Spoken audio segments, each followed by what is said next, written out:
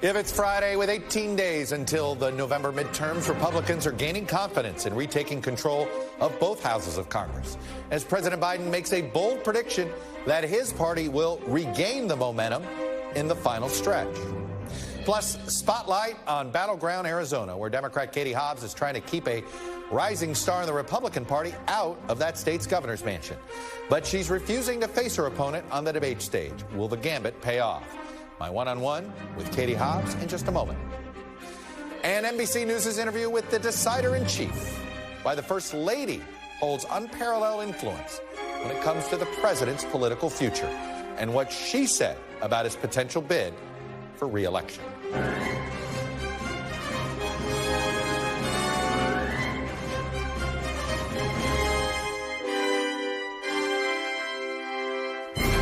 Happy Friday. Welcome to Meet the Press Now. I'm Chuck Todd. We are just 18 days until E-Day, the 2022 midterms. And if you look at the polls, the campaign spending, and most importantly, candidate behavior on the trail, momentum clearly appears to be with the GOP, who's, of course, looking to flip control of both the House and the Senate. But just this morning, President Biden said the juice would come back to the Democratic side in the cycle's closing days, citing what he says is improving economic data. You know, I know, and I don't blame you, you want to ask me about the midterms. And here's what I think. It's been back and forth with them ahead, us ahead, them ahead, back and forth. And the polls have been all over the place. I think that we're going to see one more shift back to our side in the closing days. And let me tell you why I think that. We're starting to see some of the good news on the economy. Gas prices are down sharply in 46 of the 50 states because of what I've been doing. We're moving in the right direction. There's more to come. The most significant thing, though, that the president acknowledged was his party's behind. So if people were wondering, boy, is the Times poll right? Is this poll right? What are we seeing? Well, clearly, whatever the president is being handed and whatever poll numbers he's seeing is showing a shift towards the Republicans. Anyway, it's just an important marker there. But the new polling that we showed you on yesterday's show from our friends at CNBC does suggest the president is right to be concerned about growing economic anxiety among voters, and thanks to market volatility. Remember, 2/3 of voters now say they personally have money in the stock market. So, folks, President Biden might be right. Anything can happen in a fortnight in politics, and as candidates always say, the only poll that matters is on Election Day. And it is worth noting this fact. The last few elections in America have been wild and often hard to predict. Confidence in October doesn't always mean victory in November. Right about this time in October of 2016, for example, the Hillary Clinton campaign was confident enough that things were going so well for them, they were buying ad time in Texas and spending hundreds of thousands of dollars in Indiana and Missouri. That confidence and that money was obviously unfounded and wasted.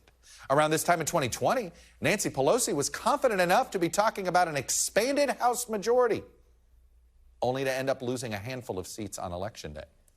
October confidence isn't always off base, though. Back in October 2018, Democrats and Republicans both felt pretty good about their respective chances in the House and Senate, and they were largely right. Republicans picked up Senate seats, and the Democrats got a House wave.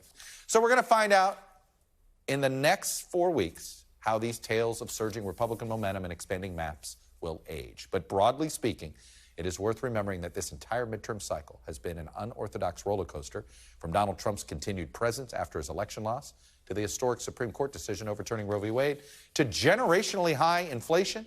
The momentum has had its ups and downs throughout the congressional term. And as our pal Alex Seitzwald pointed out yesterday, roller coasters have a tendency to always return to exactly where they started. Garrett Hake is back on the trail for us. Good to see you, Garrett. Happy fatherhood. He's in Las Vegas. He's following perhaps the single most important race in the country these days, tipping point-wise, the Senate race in Nevada. Ellison Barber is on the ground in Georgia. So, Garrett, let me start with you. Good to have you back. And we threw you right into the fire there, and you have produced two easily the most important Senate race the East Coast doesn't talk about. Well, Chuck, as a viewer this summer when I was home on paternity leave, I kept wondering why there wasn't more coverage of this race, because I do think it's going to be so important. It appears to be Republicans' best chance to pick up a Senate seat. And, you know, Joe Biden talked about back and forth. Since about Labor Day, it has been only fourth for the Republicans here. Adam Laxalt took a narrow lead around Labor Day in public and in private polling, and he seems to be holding on to it. You know, you talk about how campaigns position themselves, how they act. I spent a little bit of time with both candidates yesterday, and it felt from the Laxalt campaign like that was a campaign that was trying to run out the clock, that they thought they were ahead, they were going to try to run things out. And you can kind of see why. The issue set here in Nevada has settled around things the Republicans are just more comfortable with right now, talking about inflation, talking about economy. It's not that Laxalt has some especially better plan, but the feeling is that voters here might just want to punish the Democratic Party, might want to punish incumbents for $5 gas prices and inflation among the top of the 50 states. And I got the sense of that, too, when I talked to Senator Cortez Masto. She tried to take credit for some of the accomplishments of the Democratic-controlled Senate, particularly the bipartisan accomplishments. But, boy, she did not want to be tied to the president of the United States, the leader of her party, Joe Biden. Listen to what she told me when I asked how the president could help her in such a tight race. What would you like to see from him? Would you like to see him campaign for you? Was he talking about abortion the other day? Is that helpful? What can he do to help you? Well, I can tell you what I hear from Nevadans, and that's my priority, and it's not what you just asked me. It is about everyday issues, kitchen table issues, how we do this together. That's my priority. Making sure Nevadans and families and single parents and their children and everybody in this community has the same opportunity at success like my family had in this community. As people finally hear our message and understand that her whole message, that she doesn't know who Joe Biden is and has never supported Joe Biden, that's what she spent the spring and summer doing. Now the voters understand that her record is her record. She never breaks from her party. That's why you're seeing the huge break our direction. People know we need change. The strategies there are so clear, Chuck. I mean, you see Senator Cortez Masto trying to bank a little bit on her own personal brand, on her local ties, to rise above a president who's broadly unpopular here. Adam Laxalt doesn't want to let her do it. It's the ultimate cliche in politics, but it sets up a turnout election. And in Nevada, Democrats have sometimes been able to squeeze a couple extra points out when they really need it because the turnout operations here can be so sharp. And, Garrett, I'm curious what you're finding. The governor's race is very divisive, too, pretty close. But in that case, I'd say narrow advantage to the incumbent there, the Democrat Sisolak.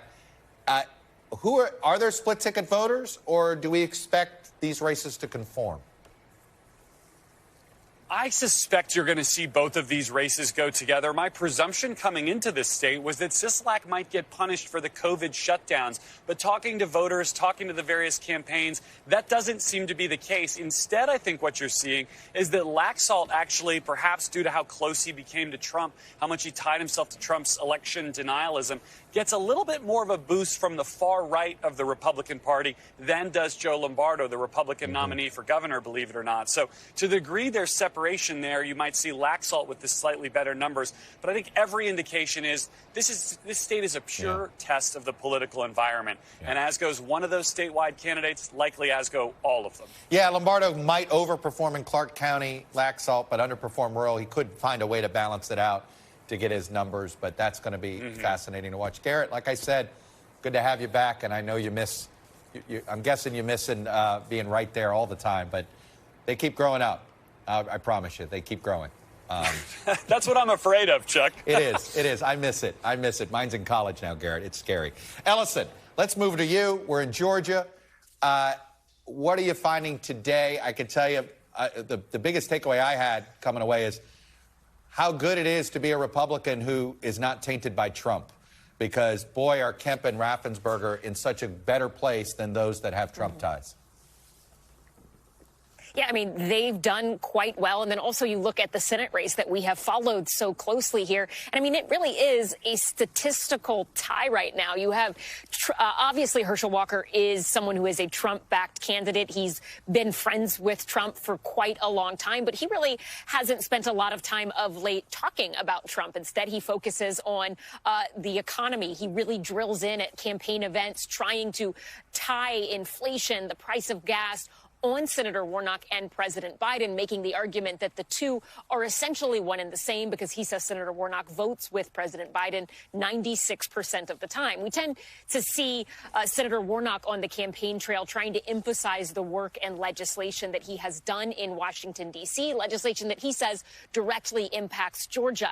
He will talk a little more now. He will talk about some of the personal controversies surrounding his opponent, but typically we don't see him really get quite in the ring on some of those issues. He and his campaign have sort of stayed back. One argument that we've heard from sources close to Walker's campaign is because Warnock is going through a divorce himself, a messy divorce, dealing with custody disputes, and maybe that they don't want to get involved in it. But look, this week I think we're seeing how tight this race is and where things are going to be going in the final stretch, because Senator Warnock has two new ads out, both of them very explicitly going after Walker for some of the personal controversies that have surrounded him and the campaign. Listen. For you, Herschel Walker wants to ban abortion. There's no exception in my mind. Like I said, I believe in life. There's not a national ban on abortion right now, and I think that's a problem. But for himself, Herschel Walker paid for an abortion for his then-girlfriend. She supported her claims with a $575 receipt from the abortion clinic. Even his own son is saying Walker is lying. Is that your signature on the check, though? So obviously, Herschel Walker has adamantly denied that abortion allegation mentioned in the ad. He has called that a flat-out lie. But we talked about this just a few days ago, Chuck, that on the campaign trail, in attack ads, Senator Raphael Warnock usually doesn't go quite all the way there. The most aggressive we have heard him bring up some sort of controversy related to Herschel Walker was on the debate stage when he mentioned an incident involving police. Other than that, they've stayed on the edges of it. They've let other outside groups run these attack ads. Now it seems like the gloves are sort of coming off, and this is a notable shift, and especially given where we are in the campaign, early voting underway, so close to Election Day. It seems like they realize that they are very close, and maybe this is a final push for the Warnock side to get people out to motivate their voters on some of those issues and questions about Walker. Well, Ellison, as you note, it is notable that the campaign itself is now paying for these ads. You know, if you want to read how polls have turned, sometimes those certain ads that get put up this late are kind of tells. Anyway, Ellison Barber on the ground in Georgia for us. Ellison, thank you. I now want to turn to a gubernatorial race that also makes a lot of national headlines. Democrats are looking to flip one in Arizona. It's a contest that will determine the chief executive in a state that may very well decide the presidency in 2024. And we all know about counting the vote and who's in charge of certifying will matter a lot. Joining me now is the Arizona Secretary of State, Democratic nominee Katie Hobbs. For what it's worth, this was supposed to be back-to-back interviews with your Republican opponent, Kari Lake. We invited her on. She had agreed, but she decided not to appear, apparently. So let me just start, though, with this back and forth you've been having with the Lake campaign and with some debate organizers, and that is your decision not to share a debate stage with her. I know there's another one coming up on Sunday. I'm told that if you want to come, they still will make room for you. Are you at all rethinking that decision? Absolutely not. I am focused on all the ways that we can take my message directly to voters and that I can continue to talk to voters about the issues they're concerned about. Our rising prices in Arizona were hit really hard by inflation here, fixing our public education system and addressing our state's water crisis and protecting reproductive health care. And I'm happy with the schedule we have for the rest of the campaign and the opportunities to talk directly to voters. We're focused on what we need to do in the next 18 days to win this race. You believe back-to-back appearances are better than directly going back and forth with her? Look, if you recall, the GOP primary debate here in Arizona ended up on late-night comedy television. Voters were dumber for watching that in terms of where the candidates stand on the issues and how they would govern.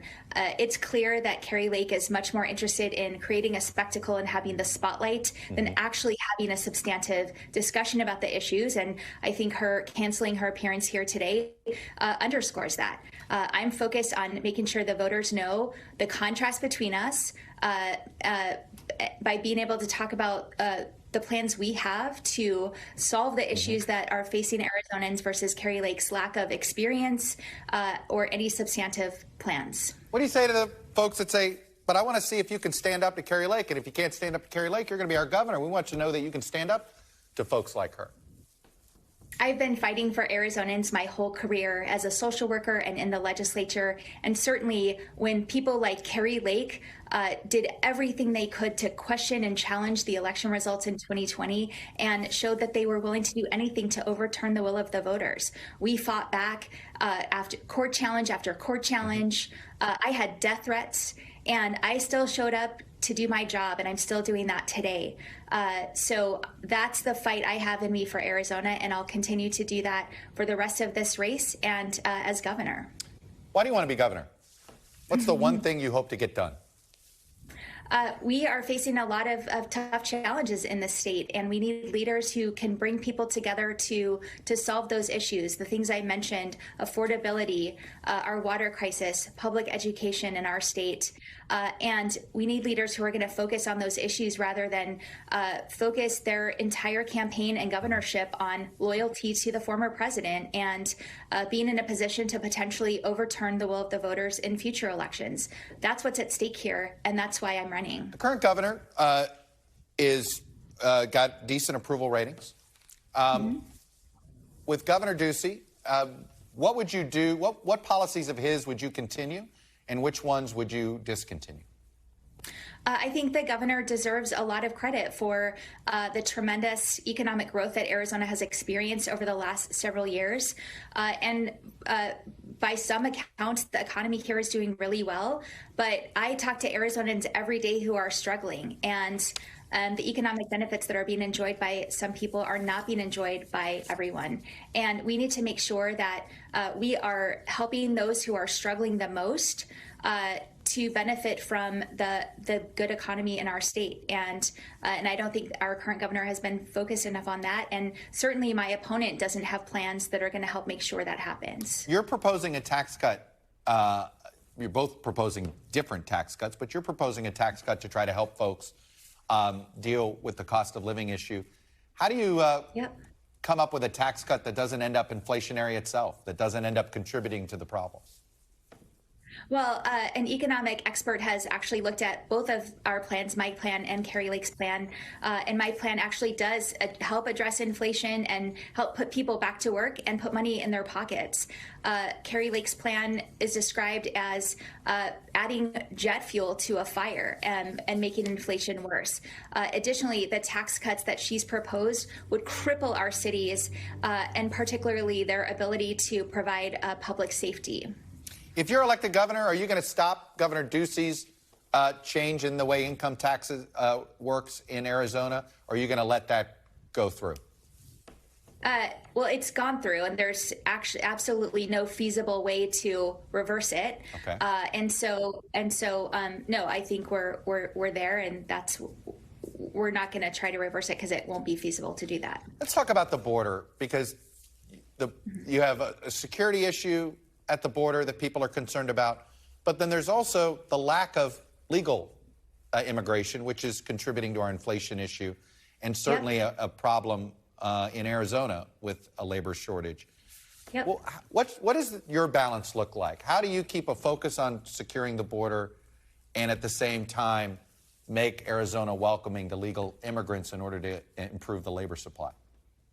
Well, I think you and I both know this is largely a federal issue, and my focus as governor will be working with members of Congress to come up with the solutions that are best for Arizona as a border state. We have borne the brunt of decades of inaction from Washington on this issue. We need comprehensive immigration reform that provides a tough but fair path for citizenship, certainly one that embraces our dreamers, and incentivizes legal immigration, and will certainly go a long way to helping with inflationary issues in Arizona related to supply chain and labor shortages. I think that's critical. That takes an act of Congress. In terms of border security, again, we need more federal resources. I will push the administration to do that to help secure the border. And I'll focus our taxpayer resources not on political stunts like the $12 million that Governor Ducey spent to stack shipping containers at the border, but actually putting those resources into the communities that are hardest hit, and making sure that those law enforcement officials there have the resources to keep their communities safe. And 2 border sheriffs have actually endorsed my border security plan because it's a good plan. If you're elected governor, you're likely going to have a Republican legislature. Maybe something surprises, but that's the most likely scenario. And you're going to have to come up with a new abortion law if it's not codified on the federal level for Roe v. Wade. Are you prepared to support an abortion law that you don't agree with, but it's the best you can get passed in the legislature? Or do you prefer to go another way? Well, the law in Arizona is a 15-week ban, and I've already spoken out that I think this is too extreme, and I think the route that we're going to end up going is to pass a constitutional amendment that I know the majority of ballot referendum. Yeah, and that has to go to the voters, and I know that most voters support access to safe, legal abortion, certainly with reasonable exceptions for rape or incest, and I'm ready to lead the charge on that. And so, bottom line is, you have no interest in working with the legislature as long as you're focused on a constitutional amendment to the voters. Is that fair? Well, I think the legislature has made it clear that they're not representing the will of the voters and what the majority of Arizonans support on the issue of abortion, and that they have continued to be more focused on adding new restrictions rather than making sure that women in Arizona can get the health care that they need. Katie Hobbs, Secretary of State, Democratic nominee for governor. I appreciate you coming on and taking our questions. Stay safe on the trail. And as I mentioned, Kari Lake's team agreed to join us for an interview today, back to back. Then they told us they had a scheduling conflict at the very last minute. The invitation, though, remains open for Kari Lake to join Meet the Press on all our platforms. We look forward to speaking with her before the election. Coming up, rising Republican confidence amid rising economic anxiety and the potential for major momentum shifts with 18 days to go. We're going to break it all down with an excellent panel. That's next. Plus, whether Joe Biden runs for re-election is a decision that ultimately may come down to one other person named Biden. First Lady Joe Biden, what she told NBC News about the president's political future and what it could mean for 2024. All of that's ahead. You're watching Meet the Press Now.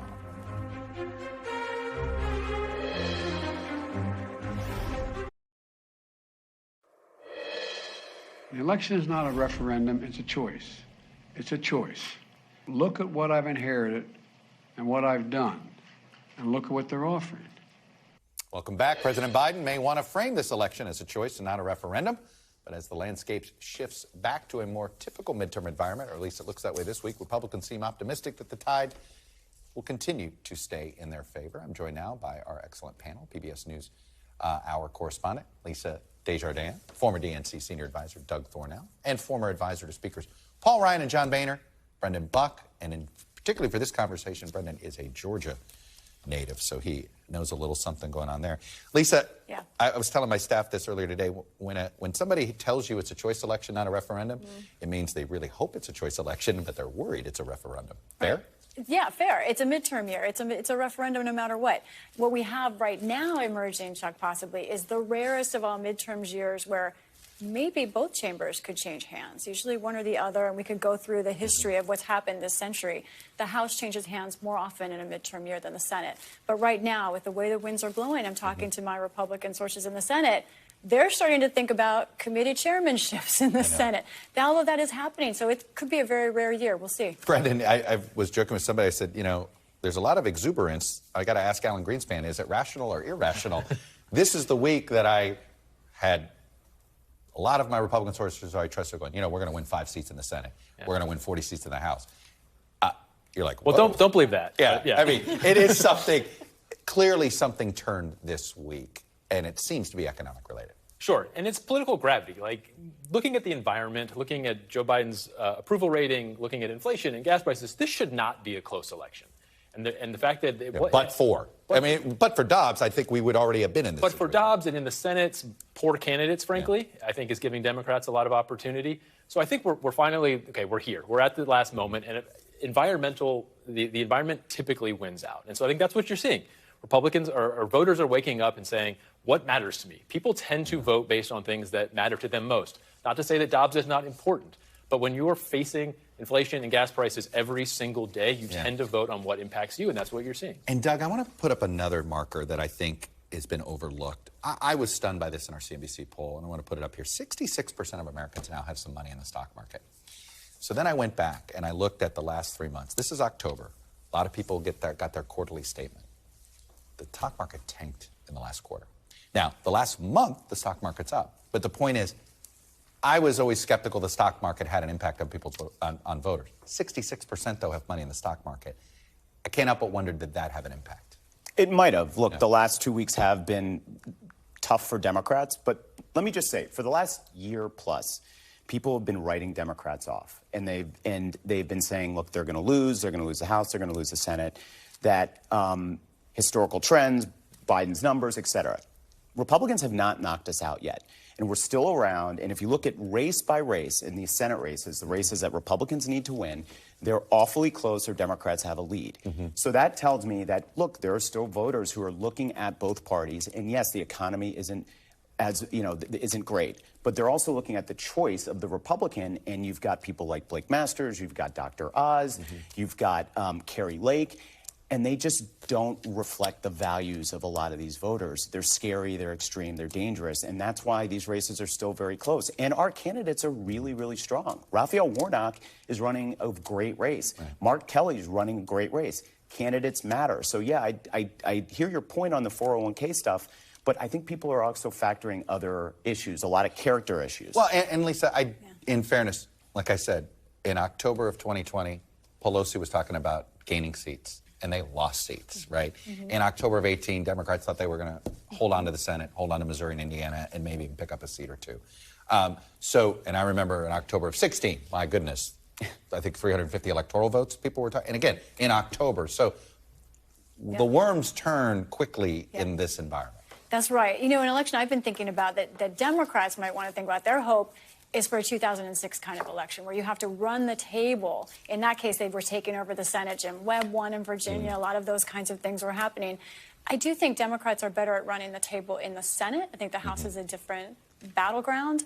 But I think they've got some difficulty demographically as well in the place we just heard from Garrett in Nevada. That's where I'll be next week. I agree with you. I think it is the most important state, not just race. They've got 3 congressional races. They do. Demographics changing. Hispanics. It is a group that is trying to find kind of their soulmate politically. And Democrats have not really been able to seal that deal with Hispanics. You know, Brendan, you've seen both sides of this. You've seen when your party, you've had to be on the side of taking the thumping. When you're in that midst, and you kind of know you're losing, when you hear is it denial when the leaders say, no, we still got time, or is this just what you have to say? Yeah, I mean, I saw Biden going out today is clearly a panic. He didn't necessarily look panicked, but the fact that he's out there doing that is a show that he knows things are bad. And he can't go out into a lot of places in the country. A president would usually go hit the campaign trail and be in races that matter, but he's not popular enough to do that. So he's trying to, and it was actually kind of sad. Like, this is a choice election. Trust me. No, it's not. The people are voting largely based on him and his unpopularity. You know when it's coming. In 2018, we knew what was about to come because it's the environment. You feel it, and he feels it slipping away right now. You know, Doug, and another thing, we have a poll coming out Sunday, and I don't want to get into the details, but I looked at it and I was like, yeah, everything's competitive. And you look at it, you can look at it one way, see this, you can look at another way, see this. But it looked a lot like Virginia in 2021. And Virginia is very close, very competitive, but it tipped R. What's the lesson from Virginia that Democrats could avoid before election? I think what you're seeing in a lot of the races is that Democrats are talking about economic issues. Now, abortion has been an important issue that we've been prosecuting against Republicans. But when you look at all of the advertising that Democrats are doing, they're talking about a lot of these kitchen table issues, what they've done on gas prices, what they've done on prescription drugs. They haven't lost focus on that. And I think that is helping in a lot of these races. It hasn't been it hasn't just been a social-oriented fight. It's been Democrats sort of inoculating themselves and making the case on the economy and hitting Republicans on character issues. That's a bit of a shift, though. Democrats for a while were putting all their eggs in the abortion basket. No, all their negative eggs. No, there's a difference. A lot of the negatives have been on abortion and basically that these people are unfit to leave because they're extreme and dangerous. But when they're actually running their positive spots, they are talking about the economy. I'm seeing it in all the races that I'm doing. They are not. So you're right in terms of what the negative attack has been on Republicans, but what they're talking about positively has been on the economy. That is what they wanted to try to shift the conversation to. And I think they have found that there's just not enough people who think that is the reason why they're going to vote. And so now they are trying to play catch up, I think, on some of these economic issues. And it's tough at this point to do that. But the question is who's listening, right? Who's actually up for grabs here right now? And I really think it's women. I think female voters, and I'm not saying that most, I think a lot of women have decided, most of them, but there's one group that I think their priorities are changing is what's happening here, Chuck. I think a couple months ago, Dobbs was #1, and we saw then their point, and that even Biden voters, Trump voters, abortion. Now it's changing back to the economy. It's changing how women look at the race. We all die by the anecdote sometimes, you know. But I was just in Georgia this week, and I had an independent voter woman who was like, yes, Dobbs matters to me, but I'm a small business owner and the cost of living. And then we had, I think it was Ellison Barber, and we were doing some early voting, talking to people early voting, and this woman says going in, yeah, it's cost of living and all this stuff. Then she came out of the ballot box. She goes, and she came back and chased our reporters down and said, no, it's women's rights. So when she went into the ballot box, it is one of those things where I think that is still a wild card. But there's one other wild card that seems to be out there: African American turnout. All the evidence right now is that it's not going to be great. How does that get turned around, Doug? Well, look, I think one of the concerns is particularly among black men, and if you see either black men not turning out or potentially voting at some level for Republicans, which normally doesn't happen. So what I think is happening, and you're seeing in a lot of different places now, is an emphasis on turnout among the black community. The NAACP is spending a lot of resources.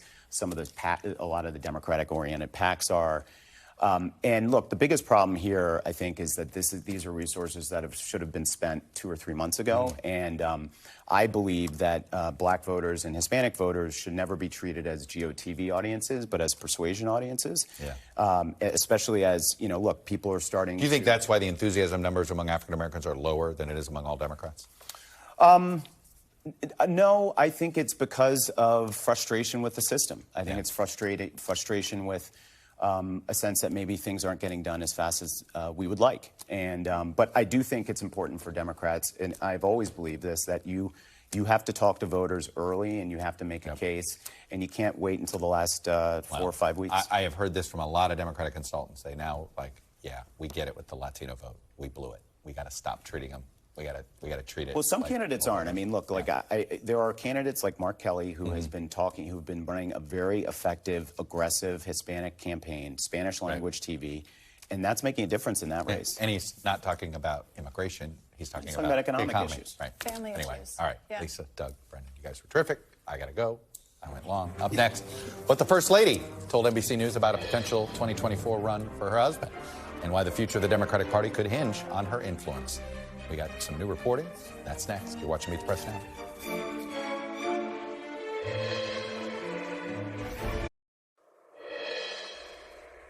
Welcome back. It is the question every political reporter in Washington gets these days. Is President Biden going to run for re-election? Well, his political future remains something of a wild card. Some in his own party are urging him not to run for re-election in 2024. It's a popular answer among swing state Democrats who are in tough races, in fact. But the person with perhaps the greatest influence over whether or not the president's name will appear on the ballot again is his wife, First Lady Dr. Jill Biden. NBC sat down with the First Lady Wednesday to talk about the president's potential re-election and her role in the White House.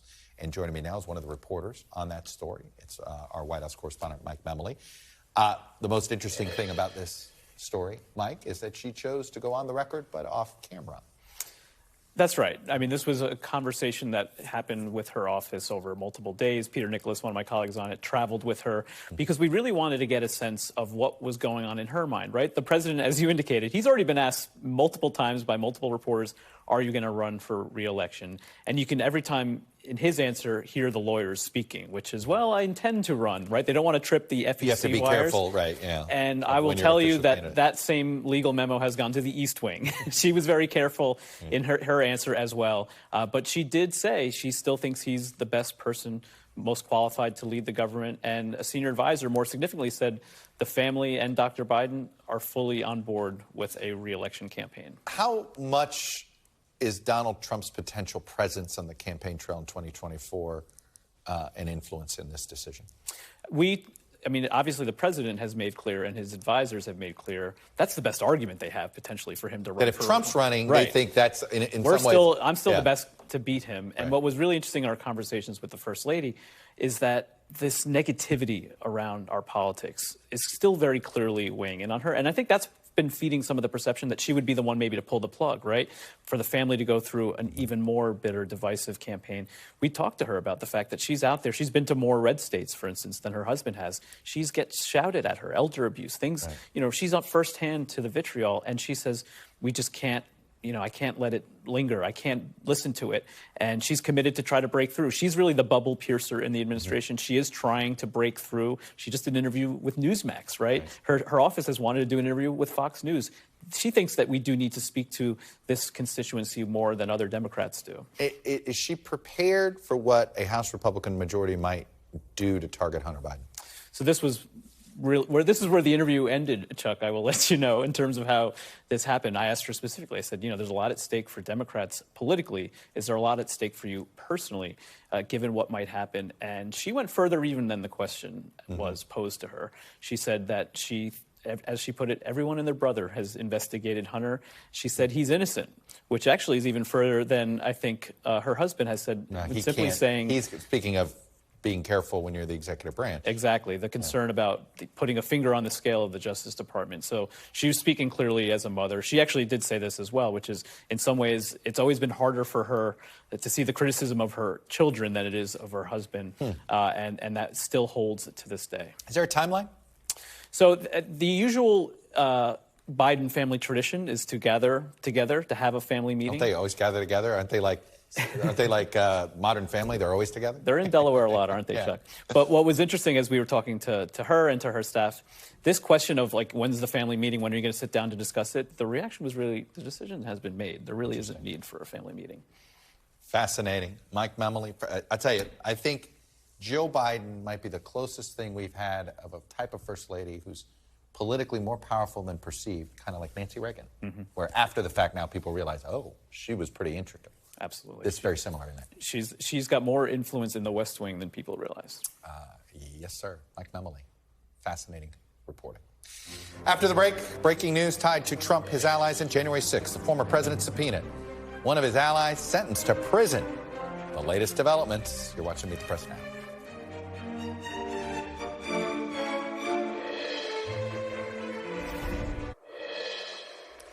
Welcome back. We are following two developments that involve the January 6th committee. Just a few hours ago, the committee officially subpoenaed former President Trump for testimony and documents related to his actions in and around the attack on the Capitol. Committee members voted last week to issue that subpoena.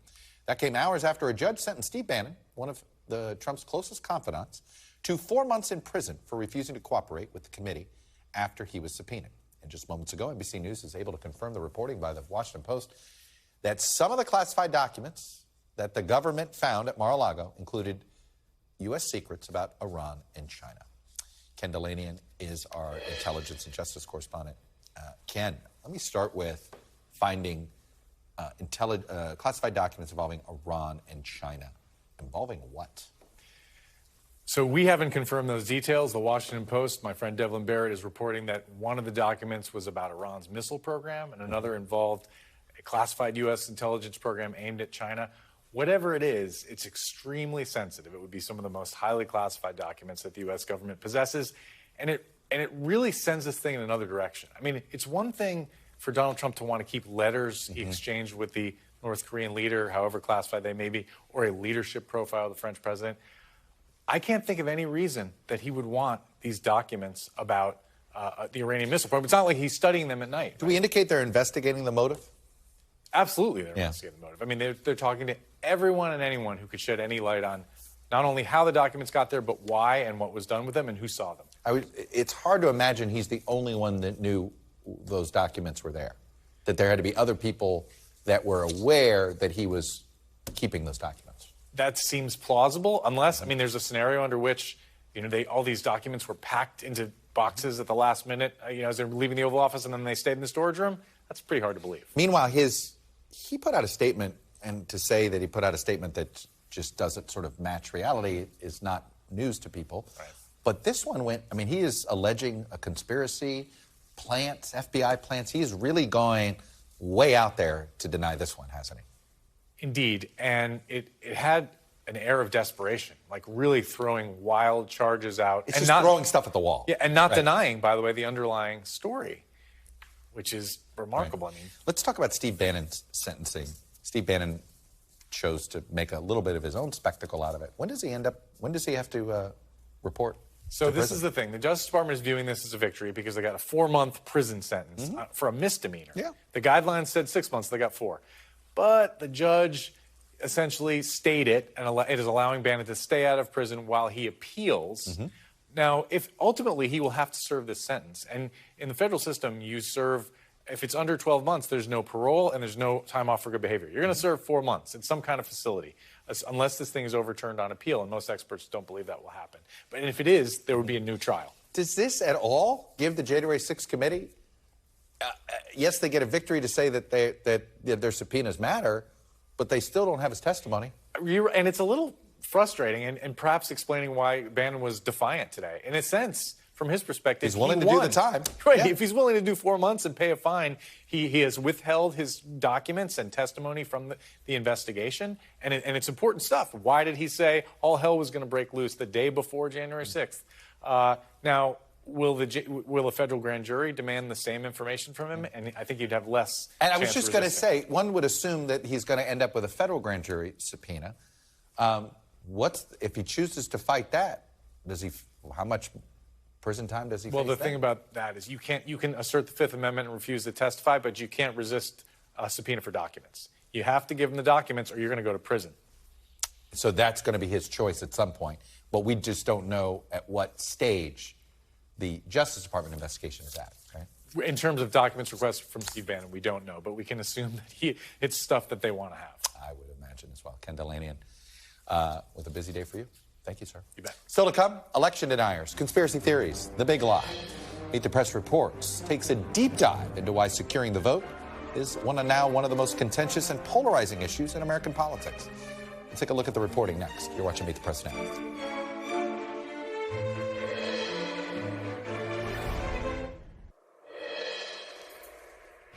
Welcome back. Election denying. It's a lie that began with one very powerful national Republican, former President Donald Trump. That lie has spread to literally hundreds of potential office holders across the country and potentially huge implications for future elections in America. In fact, it brings us to this number, 272. That is the number of Republican candidates on the ballot in the House, Senate, gubernatorial, and Secretary of State races around the country who have denied or actively questioned the legitimacy of President Biden's 2020 election. All of that, according to a new NBC News analysis. That number includes a majority, 54% of Republican House nominees, 227 out of a total of 419. It also includes Republican candidates for statewide races, positions which are either central to administering the election or certifying the results. 18 gubernatorial nominees, 36 total, 17 Senate nominees, 33 total, and 10 nominees for Secretary of State.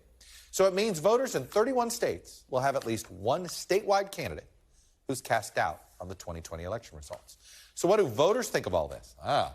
In this highly polarized and toxic political environment, nearly 4 in 10 say they would feel comfortable backing a 2020 election denier if that candidate agreed on most other issues.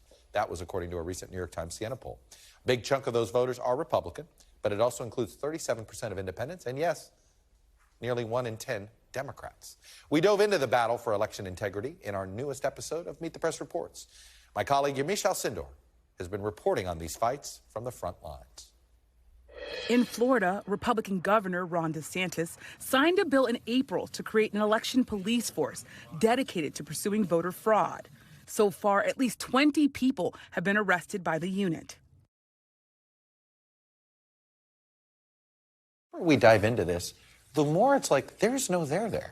This election fraud thing is just, there's nothing to be found other than the rhetoric. There's nothing to be found. And when I talked to election officials in Georgia, in Pennsylvania, in Arizona, they all said the same thing, which is we are trying our best to be transparent so people can understand our systems. They showed me the tags, the serial numbers, the voting machines. But then when I talked to the voters, I said, well, what would convince you that this was not stolen and that the election system was free and fair? And the unit is looking at the whole state, but he added that there will be more issues in bigger counties like Miami-Dade, Broward, Hillsborough, and Duval. So it's just a coincidence right now that you're starting with mostly Democratic, heavily populated areas, would you say? I know what you're trying to say. And this is what critics are saying, yeah. That's not what I'm saying, is that that's where the volume is. I mean, Miami-Dade County has 1.5 million voters. So when critics look at that and say you're going after Democratic-led counties, Democratic-leaning counties, your response is? Absolutely false. But advocates say those arrested did not know they were breaking the law, and that in many cases, government officials had sent them voting materials that allowed them to cast ballots. A number of lawyers for those arrested told us they are fighting the charges in court.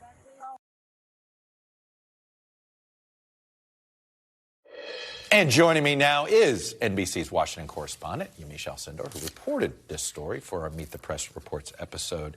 And Yamiche, not only did you report this story, you were sort of, you were pushing us to do this and get deeply into it. And what's fascinating to me is the deeper we dive into this, the more it's like there's no there. This election fraud thing is just, there's nothing to be found other than the rhetoric. There's nothing to be found. And when I talked to election officials in Georgia, in Pennsylvania, in Arizona, they all said the same thing, which is we are trying our best to be transparent so people can understand our systems. They showed me the tags, the serial numbers, the voting machines. But then when I talked to the voters, I said, well, what would convince you that this was not stolen and that the election system was free and fair? And they said, take away all the machines and only if people are writing on a piece of paper and it's being hand counted. That's the only way. So the people that are election deniers, that don't believe the elections systems are working, they're sort of people that are not going to be convinced. And these election officials who are getting threatened every day, they're trying, but it's really speaking to an audience that isn't going to listen. You know, you and I are wearing purple. I was thinking maybe we go to the purple finger. Remember that? Remember that for, I think it was Iraq's first vote. Yeah. That was how they tried to verify. I mean, that's the part of this. Is there anything that can be done that would somehow convince, or is this something they don't want to believe the truth? The people that I talk to who are election deniers or voters who just do not believe that the 2020 election was free and fair, they just are not going to be convinced. I asked them all sorts of things about sort of what can you do, even if you were standing in the room. But there are a lot of people that are simply, and officials are scared about this, nefarious actors. They want to get into the system so that they can stop Democrats from voting, and that's the scary part of this. Now let's go to the whole issue of sort of getting to vote. On one hand, you look at it with one eye and you're like, boy, it's never been easier to vote. There are more ways to vote in many states. Registering to vote has never been easier. And yet there's aggressive purging and all this stuff. In your reporting, what is the real crisis that needs to be addressed on that front? I think that there's a twofold crisis. The first is that the election verification systems on the front end aren't working properly. You think of a place like Florida, our home state, that always has given us all this news, right? Ron DeSantis' systems are handing out voter ID cards to people where it is illegal for them to vote. Yeah, they messed up and then arrested them. Yeah, and then when I asked the question to the Secretary of State, well, why don't you get a database so that automatically someone is told you can't even register? And they said, we're going to work on that, but either way, we're going to arrest these people. And standing by those arrests. So the voter verification issues are not working. And then you have people that are frankly just not going to believe this because President Trump, his whole issue is that he is embarrassed. He doesn't want to acknowledge that he lost. And he has a following of millions and millions of people who don't believe that he or any other Republican should ever lose an election again. If we can trust TSA to get us on an airplane, I think we can all start to trust maybe a barcode or something to verify our vote. Yamiche Alcindor, terrific reporting. Thank you. And you can catch more of Yamiche's reporting and our conversation after it stream the full episode of this week's Meet the Press Reports anytime on Peacock or wherever you get NBC News Now programming. And if it's Sunday, it is Meet the Press. I'll be talking election integrity and the fight against the big lie with the Vice Chair of the House January 6th Committee, Congresswoman Liz Cheney. Don't miss it. And we have one more announcement before we go. We're excited to announce the 2022 Meet the Press Film Festival at Doc NYC. This is super exciting. We're going to New York, baby.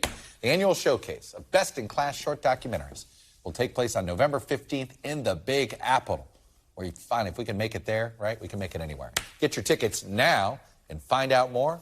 Simply scan that QR code that's on screen now, and I'll see you there. NBC News Now continues with coverage by my friend Hallie Jackson. Thanks for watching our YouTube channel. Follow today's top stories and breaking news by downloading the NBC News app.